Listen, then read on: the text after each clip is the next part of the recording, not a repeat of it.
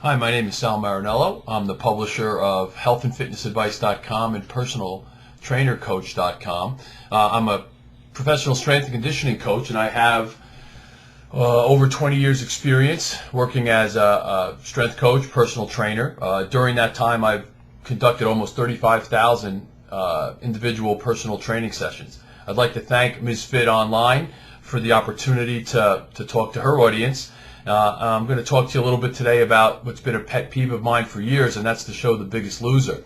I think the show The Biggest Loser represents all of the worst things that the fitness industry can be in its portrayal of what health and fitness is. And I think in a business that really is based upon myths, flat out frauds in some cases, misrepresentations, and other misguided and erroneous philosophies, I think The Biggest Loser really does the biggest disservice because it has such a huge audience, it has such a grand platform, and rather than try to promote healthy living and give people reason to feel good about themselves, I think it's the show's predicated on the idea of making people feel lousy about themselves. I think even the title of the show is almost a cruel joke on the people who are on it and who really fall into that trap of thinking that weight loss equals improvement of fitness, or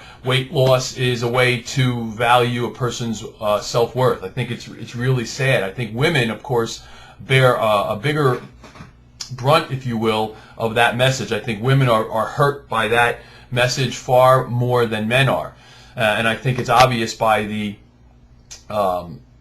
popularity, bad word, but the popularity of body image disorder, eating disorder.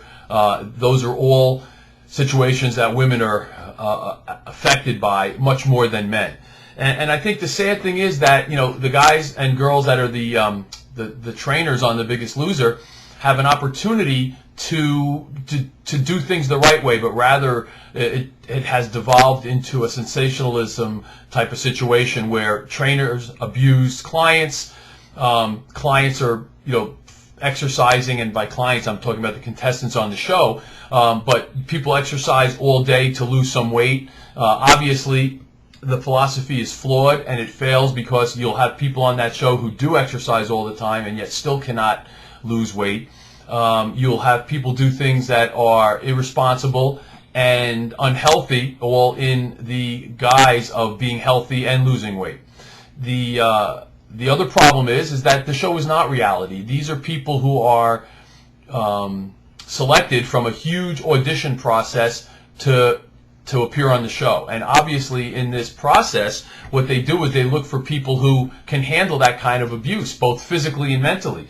It would be as if a trainer said, hey, here's my training method for getting somebody to be a competitive athlete, and being able to do a weeding out process and finding, you know, 20 great prospects that have a high level of athletic ability that will respond much more favorably to the training, and then say, hey, I've taken this person and turned them into a top-level athlete when they may have been a top-level athlete all along. That's a little bit of a stretch, but it's similar to what happens with The Biggest Loser. And I think the other problem with The Biggest Loser is it's just short-term. It's what you're shown for the length of the show, and what you're shown you know, for those one or two people out of hundreds of thousands and millions even that are affected by that show and want to be able to lose weight and think that losing weight is a way to get themselves in better shape.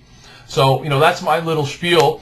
You know, as someone who's been in the field for 20 years, someone who was trained in Manhattan in the late 80s by the people who were responsible for making personal training an accepted profession. The people I worked with at the gym I worked with in Manhattan, which was a high-profile celebrity gym, high-profile celebrity power clientele, it was not all about us as trainers. It was about the client. And what's turned on, or what's turned out from this whole process, is fitness has become about the trainer and less about the client. And, you know, the things that were pulled on this show would have gotten any of us fired, no matter who we trained and no matter how good we were, would have gotten us fired as trainers at the facility we worked at 20 years ago if we did the things that these trainers do on The Biggest Loser, and would be fired today if they worked for me or any of my colleagues who when we worked together back in the day.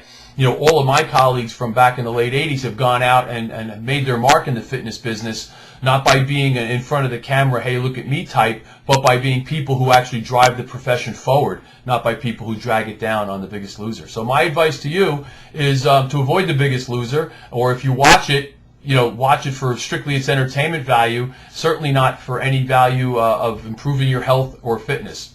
Again, thanks a lot. I'm Sal Marinello, and I'd like to thank MizFit for allowing me to talk to you guys. I hope to see you guys on my site, and I hope to see you again soon. Thanks again.